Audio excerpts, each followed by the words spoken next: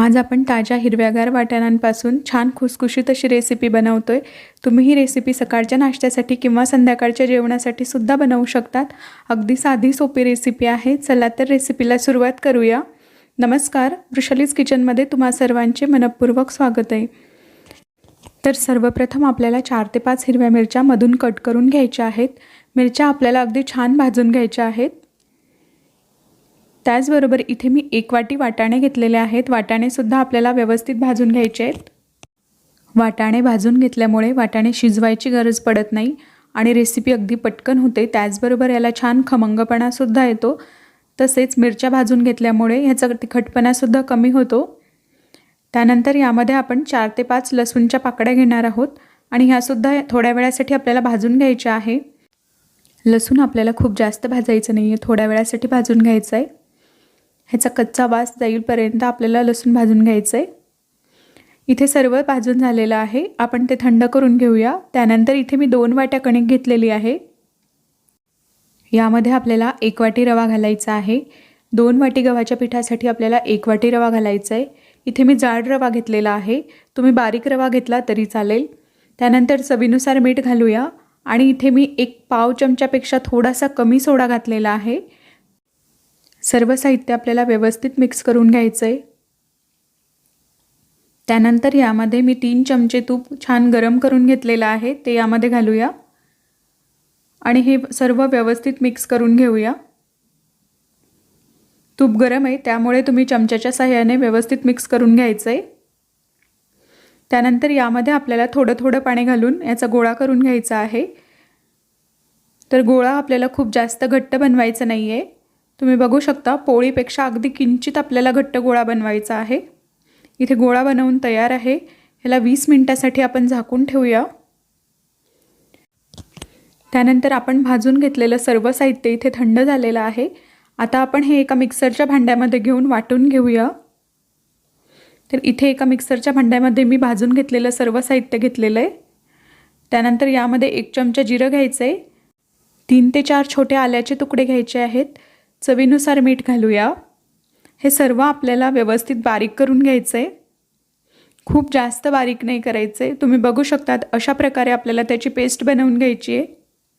एकदा परत सर्व मिक्स करून घेऊया आणि इथे कणिक सुद्धा छान मुरलेली आहे। थोडंसं कणिकला आपण मळून घेऊया।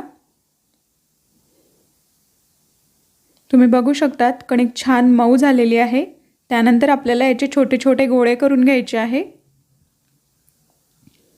सारख्या आकाराचे छोटे छोटे गोळे बनवायचे आपल्याला।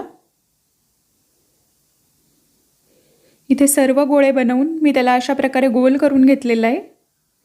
त्यानंतर त्यातील एक गोळा घेऊन आपल्याला त्याला वाटीप्रमाणे गोल बनवून घ्यायचे आहे आणि यामध्ये आपण 1 चमचा सारण भरूया। सारण आपल्याला खूप जास्त भरायचं नाहीये, अगदी थोडंसं भरायचं आहे आणि हे बंद करून घेऊया। त्यानंतर त्याला अशा प्रकारे गोल करून घ्यायचे। तुम्ही बघू शकता इथे आपली बट्टी बनवून तयार आहे। तुम्ही याला वाटाण्याची बट्टी सुद्धा म्हणू शकतात। सर्व बट्ट्या मी इथे बनवून घेतलेल्या आहेत। त्यानंतर इथे अप्पे पात्र गरम करायला ठेवलेलं आहे, त्यामध्ये आपल्याला अर्धा चमचा तूप घालून घ्यायचे आणि त्यामध्ये सर्व बट्ट्या आपल्याला एक एक करून ठेवायच्या आहेत। बट्ट्यांना आपल्याला व्यवस्थित तूप लावून घ्यायचं आहे। त्यानंतर वरच्या बाजूने सुद्धा बट्टीला आपल्याला तूप लावून घ्यायचं आहे आणि त्यावर झाकण ठेवून आपल्याला हे 5 मिनिटांसाठी असंच होऊ द्यायचं आहे। 5 मिनिटांनंतर आपण एकदा चेक करून बघूया। तुम्ही बघू शकतात खालच्या बाजूने बट्टी अगदी छान झालेली आहे। मस्त लालसर रंग आलेला आहे बट्टीला। दुसऱ्या बाजूने सुद्धा आपल्याला बट्टी अशाच प्रकारे होऊ द्यायची आहे। परत एकदा यावर थोडं थोडं तूप घालून घेऊया। तूप घालून शेकल्यामुळे बट्टी छान खुसखुशीत होते। तसेच आपण कणिक मळताना त्यामध्ये 3 चमचे तुपाचं मोहन घातलेलं आहे। तसेच यामध्ये आपण सोडा घातल्यामुळे सुद्धा बट्टी छान खुसखुशीत होते। तुम्ही बघू शकतात बट्टीला खूप छान रंग आलेला आहे आणि बट्टी छान शेकून तयार झालेली आहे। आता तुम्ही ही बट्टी मायक्रोवेव्ह ओव्हनमध्ये सुद्धा बनवू शकतात। बट्ट्या सर्व बाजूने अगदी छान व्यवस्थित शेकून झालेल्या आहेत। आपण आता त्यांना काढून घेऊया। तुम्ही बघू शकतात किती छान बट्टी शेकून झालेली आहे। सर्व बट्ट्या इथे मी काढून घेतलेल्या आहे। बट्ट्या अगदी छान खुसखुशीत झालेल्या आहेत। तुम्ही या बट्ट्या टोमॅटो चटणी किंवा टोमॅटो सॉस सोबत सुद्धा खाऊ शकतात। या बट्ट्या फक्त तूप लावून जरी खाल्ल्या तरी सुद्धा त्या खूप छान लागतात। तुम्ही बघू शकतात बट्ट्या खूप छान झालेल्या आहेत। मी तुम्हाला तोडून दाखवते आहे। अगदी खुसखुशीत झालेल्या आहेत। तुम्ही बघू शकतात किती खुसखुशीत झालेल्या आहेत, लगेच तुटतात। यामध्ये आपण थोडासा सोडा आणि तुपाचं मोहन घातल्यामुळे त्या खूप छान होतात। तर आजची रेसिपी तुम्हाला कशी वाटली मला कमेंटमध्ये नक्की सांगा। आजचा व्हिडिओ आवडला असेल तर व्हिडिओला लाईक, कमेंट आणि जास्तीत जास्त शेअर करा। त्याचबरोबर असेच नवनवीन व्हिडिओज बघण्यासाठी वृषालीज किचन चॅनलला सबस्क्राईब करा। परत पुन्हा भेटूया अशाच एका नवीन रेसिपीसह। तोपर्यंत बाय बाय।